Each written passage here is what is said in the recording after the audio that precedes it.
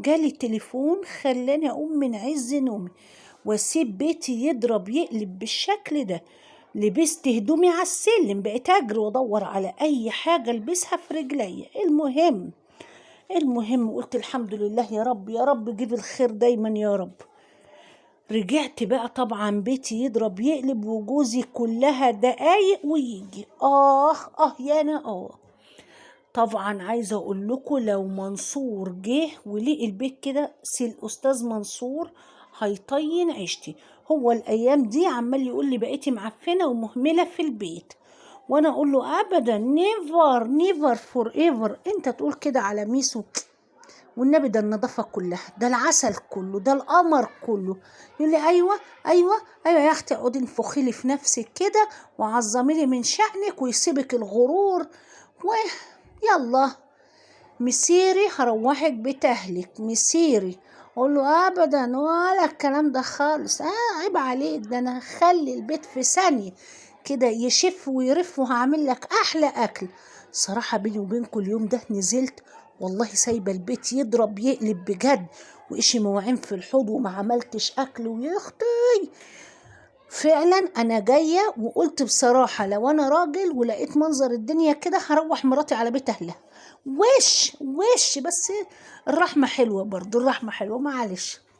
بس الاستاذ منصور بقى غلبان، نعمل له ايه؟ يلا يلا، احنا برضو الستات مسيطرين شويه، تمام، بنسيس امورنا بكلمتين. معلش حقك عليا يا سوسو، ما تزعلش يا سماسيمو، خلاص يا سوسو يا سوسو، يا الله عديها. اخ تعالي لي بقى يا حلوة منك لها كده، اقولك على ازاي تكسبي قلب جوزك بجد، ازاي تكسبي قلبه وعقله صراحة، بس من غير لوع. لو اول مرة بتتفرجي عليا ما تنسيش تعملي اشتراك وتدوسي على كلمة الكل وتفعلي الجرس عشان يوصلك كل جديد. ولو بتتابعيني على الفيسبوك فولو ومتابعة ولايك وشير عشان الفيديو يوصل للكل. نقول بقى اللهم صل وسلم وبارك عليك يا سيدنا محمد. ياني ازاي تسعدي جوزك وتكسبي قلبه وعقله؟ والله بالرضا، بكل هدوء، من غير نكد، من غير ما تتعب انت كمان اعصابك ولا هو يتعب اعصابه. لان صراحة بيني وبينكم النفسية مش محتاجة خناق، ولا محتاجة انكم تتخانقوا، ولا محتاجين نقرف في بعض وننكد على بعض. نعمل ايه بقى يا ميسو يا مساميسو؟ قولنا.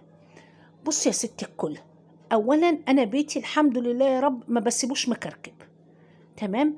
هو الراجل محتاج في بيته ايه؟ يجي يلاقي فرشته نظيفة، بيته نظيف، حياته نظيفة، مراته نظيفة، عياله نضاف، تمام. كتر الف خير، وشقيان وطلعان عين عين عين عين اهله بره، تمام. فكفايه اللي بيشوفوه من بره، ماشي. تاني شيء، مش اول ما يجي ما تقعدش تزن عليه، امك عملت، اخوك عمل، اختك سوت، مرات اخوك جار فلان.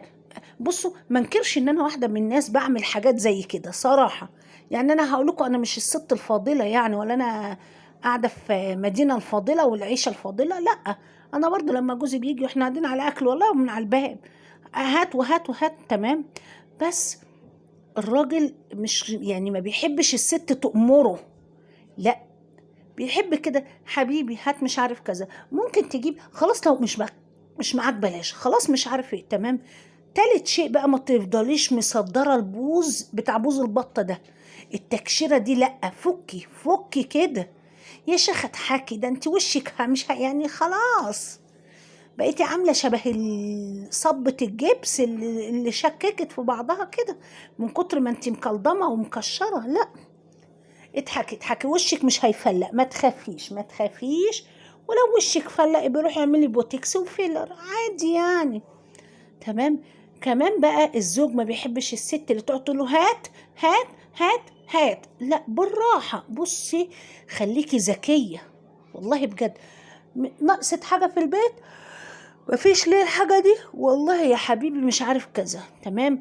انا بقى لما كان جوزي اول ما اتجوزنا وكان كل شويه اما اخد الفلوس ويقعد يقول لي مصروف البيت يخلص، ايه يا ميسه فين المصروف؟ اقول له طب اعمل ايه؟ طب انا برضو، ما هو انا غصب عني، في حاجات جبناها، اصل مش عارف اشترينا كذا، اصل جبت ايه، اصل انا كان نفسي في ايه. مع الوقت ابتديت قلت لا، هو بيقعد بقى هيحاسبني بالسحتوف ابن عبده؟ لا، طب والله يا ابن عبده ماشي، ماشي والله لو اوريك كده النسا يا ابني، ده احنا النسوان، انت بيقول لك كده النسا من قده لو مال على حيط هده. رحت بقى عامله ايه في ساو، واخداه السوبر ماركت معايا، واخداه السوق، مش السوق بتاع الخضار كده ونشتري طماطم والكلام ده، لا، رحت واخده بقى ايه عند العلاف وعند السوبر ماركت، وجبنا جبن وبيض وحاجات من الايه محلات. ها ناقصك ايه في التلاجة؟ قلت له ايوه تعالى بقى، عايزين. جبت خزين البيض، لقي هو نفسه دفع مبلغ محترم. والله من ساعتها بقى يقول لي لا خدي انت الفلوس وظبطي حالك. يوه، طب ما انا قلت لك من الاول، اصل الرجاله بيني وبينكم بيبقوا شاكين ان احنا بنكنز من وراهم وندي اهلنا. والله بجد، يعني صراحة أنا عارفة إن منصة هيسمع الفيديو ده، بس مش مهم، واللي من أهل منصة هيسمعوا الفيديو ده برضو مش مهم. ما انتوا برضو عندكم ستات بتعمل كده، وانتوا الستات اللي بتتفرج عليها برضو بتعمل كده، بتخنصر من ورا رجالتها، يعني أي ست بتخنصر، واحنا الستات بنكن من وراه.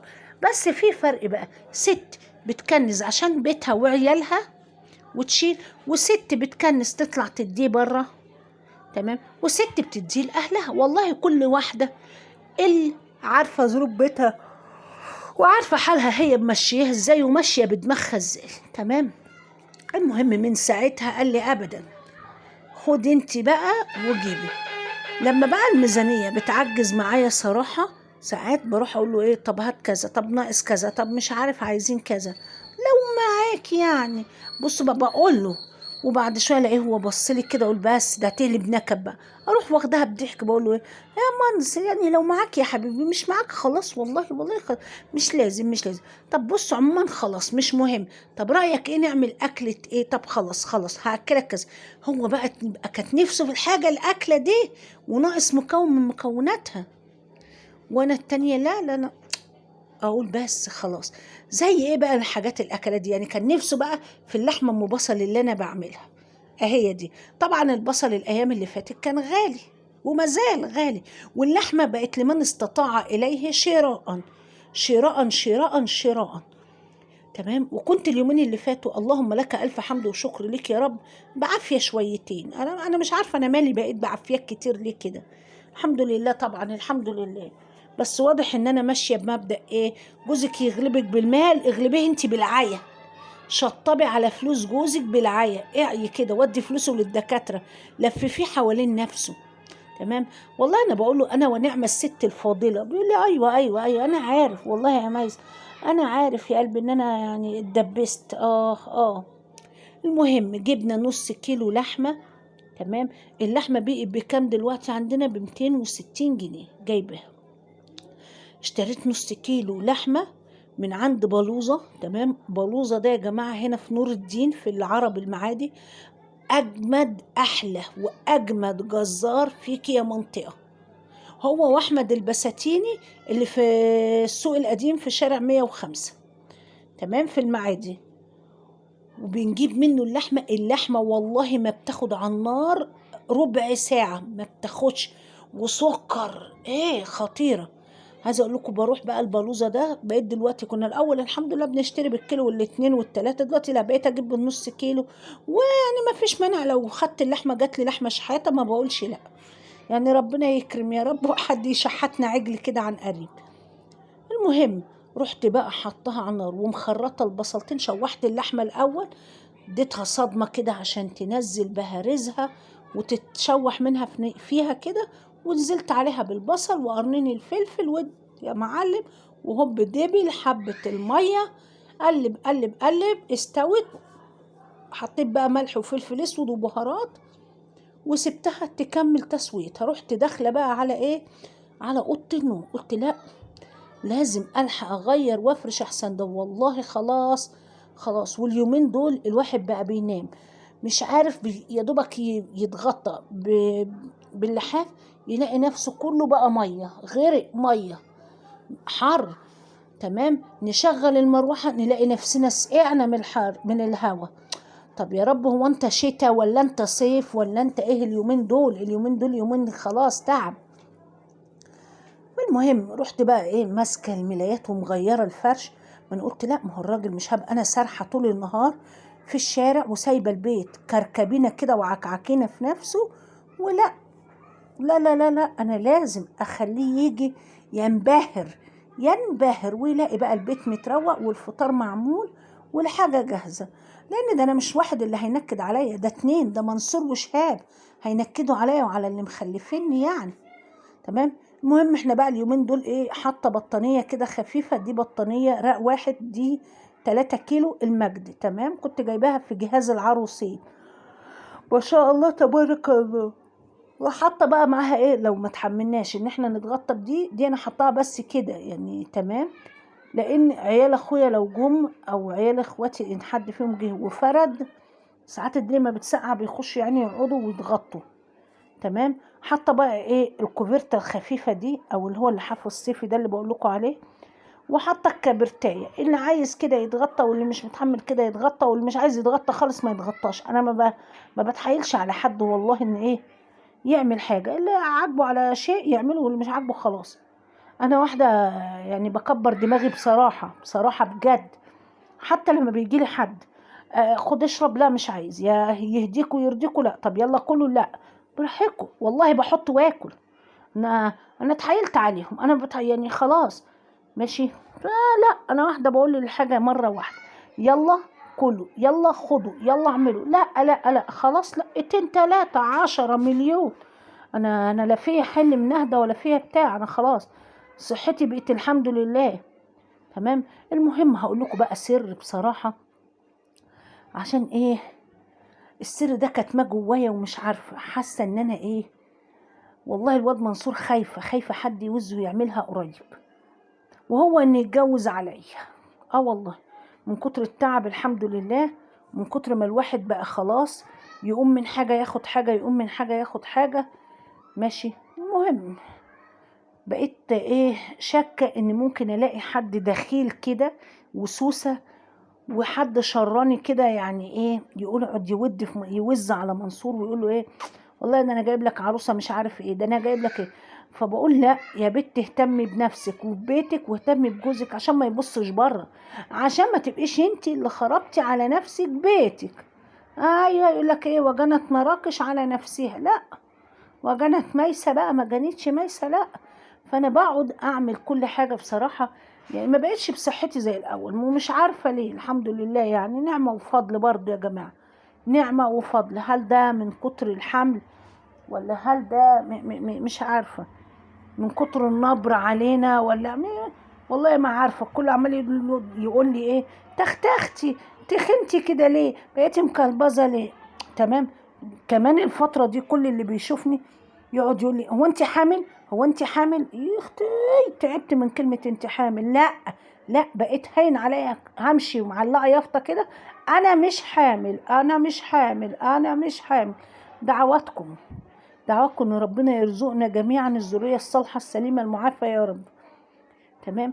بصوا بقى، انا لما جسمي بيتغير كده وبنفخ فجاه ليه، لاني لو اخدت ادويه هرمونات ومنظمات الحمل دي، تمام، وادويه الهرمونات اللي هي زي ما بيقولوا ايه منع حمل، ماشي، ومنظم الدوره، انا بتعب وجسمي بينفخ. اعوذ بالله من كلمه انا واحده ادويه الهرمونات بتضرب معاها في جسمها.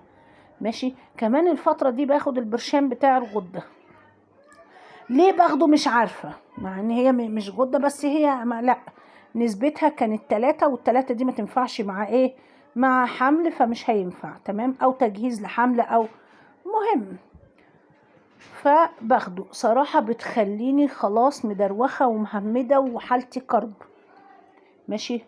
فبتعمل مشاكل عندي وبنفخ اكتر واكتر واكتر. تمام. هنا بقى قاعده عماله بصوا التحاليل اللي عملتها الفتره اللي فاتت، قاعده عماله ادور وابص ونخور مين راح فين جه ازاي. اخ يعني، اخ يعني. ايوه، رمي. ده منصور بيقعد يقول لي ده انت عم الدفاس. طبعا اللي عارفين ان الشقه عندي ما شاء الله تبارك الله، يعني الحمد لله يا رب، اللهم زد وبارك. زي ما بيقولوا ايه، اوضه وصاله، نعمه وفضل طبعا، ربنا يوسعها علينا يا رب. والله البيوت مش يعني مش بمساحتها والله يا جماعه، البيوت بناسها وبالراحه النفسيه اللي فيها. تمام. اللهم بارك يا رب، اللهم زد وبارك يا رب. دعواتكم ان ربنا يوسعها عليا يا رب، ويكرمني كده ان شاء الرحمن، ويفك كربنا ويشفينا يا رب، ويكرمنا اجمعين. هنا اه اه بصوا بقى، هنا جيت قلت بس امسك التسريحه. طبعا احنا حاطين الشاشه على التسريحه لان ملهاش مكان نحطها فيه. تمام. فايه، وغير كده كمان دي بقى مخصصه لنا احنا، مش ايه يعني، انا بخاف اعلقها على حامل لحد من العيال يعدي يقوم خابطها، اقوم باكي انا عليها. ولما حد بيجي يلمسها بقى يعني مش عايزه اقول لكم بقى، بفضل ازعق لما اقول جاي. تمام. ما شاء الله تبارك الله، فرشنا فرشنا. بصوا المقشه عماله تسيب. ماشي. يعني ومنصور مسكها، عمل لي واحده، عملها لي مره. تمام. وانا بوظتها وهيعملها لي تاني عادي. منصور ده انا بستغله اسوأ استغلال والله يا جماعه. انا ست بستغل زوجي اسوأ استغلال. الحمد لله يعني يا رب، اللهم لك الف حمد وشكر لك يا رب. طبعا والاكل على النار لسه. ماشي. انا زقته في الفرن يكمل تسويه، وقلت لا، الحق الم بيتي، الحق الم بيتي. عايزه اقول لكم والله، وانا بمنتج لكم الفيديو ده هقول لكم على سر بقى. وانا بمنتج الفيديو ده دلوقتي حالا، انا برضو الصبح كنت بره، وكنت اصلا النهارده مش متوقع ان انا اجي في الفطار ولا اعمل فطار ولا اعمل اي شيء. تمام. وكلمت جوزي قلت له ايه حصل، كذا كذا كذا ما، وهننزل. قال لي ماشي روحي. ما اتكلمش لان هو ظرف طارئ حصل. تمام. حصلت وفاة عند حد وكان ظرف طارئ ونزلت اجري. فالحمد لله يعني يا رب. رحت هناك بقى النهارده، عملنا بقى وحضرنا، ووقفت طبعا مع الناس، وجايه بجري. الساعه كانت 5:30 المغرب، ومفيش عندي لقمه معموله. رحت جري مطلعه بقى وعامله بسله، ومطلعه رز، واجري اجري اجري اجري اجري، مفطراهم الساعه 7:15 او 6:30 كده، 6:30 7:15. في حين ان هو كان منصور وشهاب قالوا خلاص احنا هنجيب عيش وجبنه وناكل. تمام. المهم، وسايبه غسيل لمناه من على الحبل عايز يتطبق، وبنام. وبنام يعني، انا دلوقتي كمان اهو بنام وانا قاعده بمنتج لكم الفيديو، والساعه 8:15 دلوقتي. تمام. والمفروض ان انا مفيش ربع ساعه كده وهنزل عشان اروح السوق اجيب حاجات واجيب طلبات. عنا وقوينا طبعا يا رب، قوينا عشان بكره برضو انا سايبه زوجي واخويا وهم يفطروا مع نفسهم. والله انا حاسه ان جوزي هيدور على واحده تانية. يعني اصل انا حبايبي كتير، مش عايزه اقول لكم اللي بيحبوني، يعني ايه بيحبوني كده من ورا قلبهم، يتمنوا ان زوجي يسيبني النهارده قبل بكره. كتير كتير والله اللي بيحبوني، الله يسامحهم. والله ما بقولش غير اللهم اعطي كل انسان ما يتمناه لي. ربنا يدي كل حد اللي بيتمناه لي يديهوله بالظبط واضعاف كمان يا رب. اللي بيتمنى لي الخير ياخد خير، واللي بيتمنى لي شر ربنا يصلح له حاله. تمام. فرحت عملت ايه الدنيا، وعايزه على شرط، انا الكلام ده كان امبارح، اول امبارح الترتيب والترويق ده. تمام. كان اول امبارح يوم التلات. ماشي. وبصوا عملنا ايه، وعايزه اقول لكم الشقه خلاص فطرنا. مواعين الفطار انا غسلت المواعين قبل الفطار الصبح النهارده. اول مره النهارده من فتره ان انا ما بيتش مواعين في الحوض بسبب دراعي. ما بقدرش الصبح اعمل منه حاجه، ايديا الاتنين عشان الاعصاب، فبقوم ايديا الاتنين واقفين، ما بقدرش احركهم. فبقيت دلوقتي اعمل ايه، بالليل اشطب مواعيني واشطب كل حاجتي وانام على الساعه كام، 4 5 كده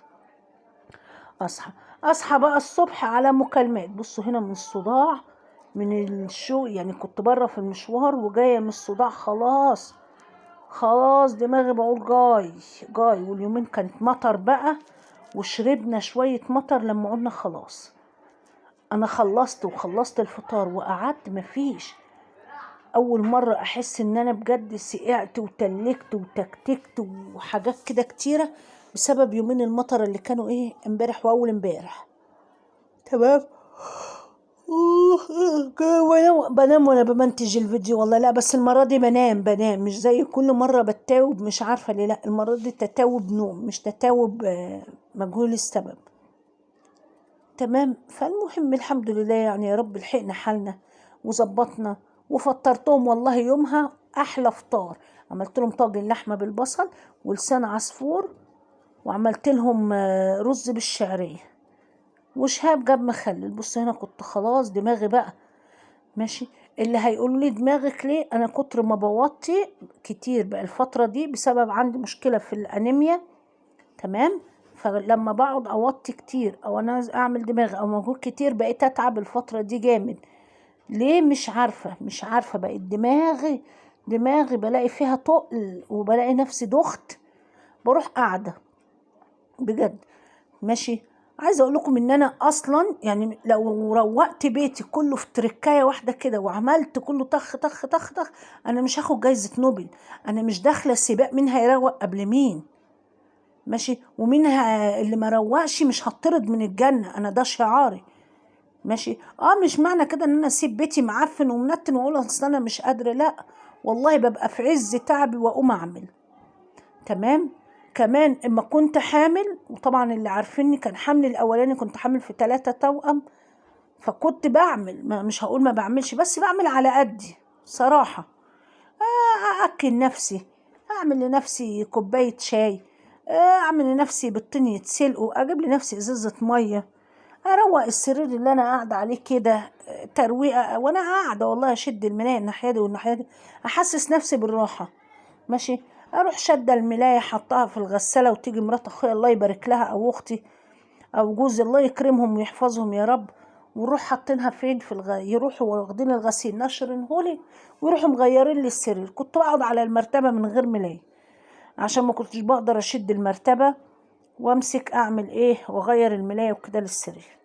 تمام. المهم الحمد لله. انا بقى بصوا لازم طبعا البلكونه لما تبقى مفتوحه بتدخل لي تراب ماشي. فقاعده بقى ماسكه بمسح الكيسه بتاعت الكمبيوتر والسماعات والتليفون والحاجات اللي عليه. وزي ما قلت لكم انا بعمل شغلي واحده واحده. انا ما فيش حد هيجري ورايا. انا خلاص اللي مش عاجبه حالي على كده والله العظيم بقعد اقول لهم في البيت. شاب يقعد يقول لي شهيل، اقول له بقول لك ايه، انا مبقاش فيها حيل. عاجبك على كده عاجبك، مش عاجبك خلاص. تمام. كمان والله الفترات دي الحمد لله يا رب. طبعا اللي عارفين ان انا كنت في رمضان كل سنه من رمضان كان بيبقى عندي عزومات كتير يعني اوردرات وشغل اكل. دلوقتي انا ببقى برفض شغل كتير عشان ببقى مش قادرة غصب. تمام. فالحمد لله يا رب الحمد لله. اهو قعدنا بقى رتبنا وخلصنا حالنا بحيث لما احط لهم الترابيزه واحط لهم الفطار يقعدوا يفطروا على رواقه. تمام. ياه ياه ياه على الجمال.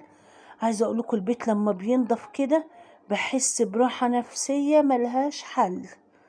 روعة. دعواكم بقى ان انا ربنا يديني الصحة واقوم اشطب مواعين الفطار كده ماشي، الم الغسيل ده اطبقه. بس ان شاء الله الرحمن هقوم الم واطبقه وهعمل لكم فيديو بيه ماشي. بس والله بجد بجد مش قادرة من ايديا من صباحة ربنا. كنت بعمل حاجات النهاردة وايديا خلاص مش عارفة هي ايه. ادينا اهو هنروح نعمل الرسم العصب ان شاء الرحمن. والدكتورة شاكة ان ممكن يكون عندي حاجة في العصب ضغط على بعض او غضروف الرقبة. تمام.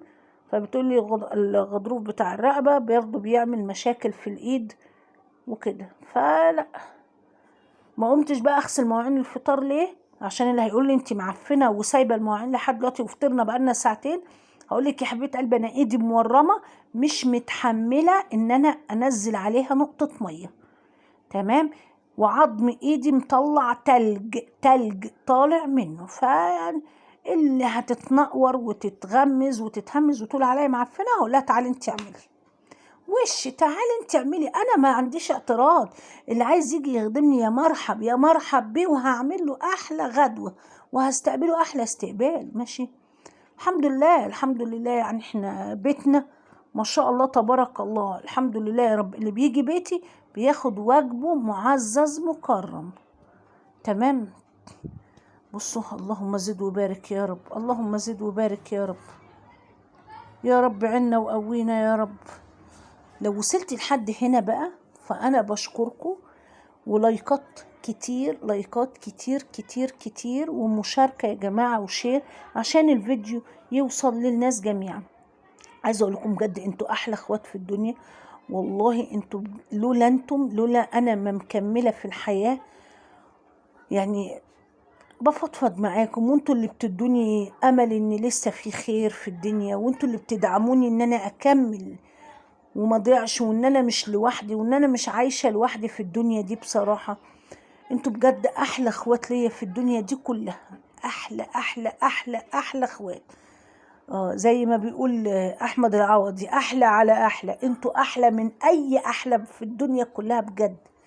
شكرا لكل حد بيدعي لي، شكرا لكل حد بيدعمني، شكرا لكل ام بتدعي لي لما بنتها تكلمها عني بجد. يعني شكرا شكرا لكل اخ وكل اخت.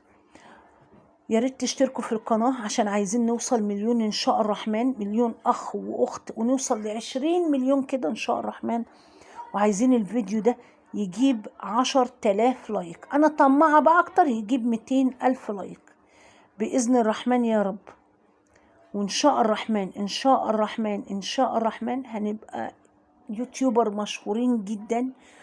وإن شاء الرحمن ربنا هيكرمنا من وسع كلنا يا رب، يا رب يكرمنا من وسع ويرزقنا جميعا من فضله. ولا تنسونا من دعواتكم، بالله عليكم لا تنسونا من دعواتكم. ونسأل الله العظيم رب العرش العظيم أن يهب لنا جميعا الذرية الصالحة السليمة المعافى يا رب، يا رب إن شاء الرحمن. وبإذن الله هتتفتح لي أبواب رزق من حيث لا أدري، وهعمل ملجأ أو البيت اللي كنت بحلم بيه إن يكون عندي أطفال كتير كتير كتير كتير فيه، أربيهم وملهمش حد، وهكون أنا أمهم إن شاء الله.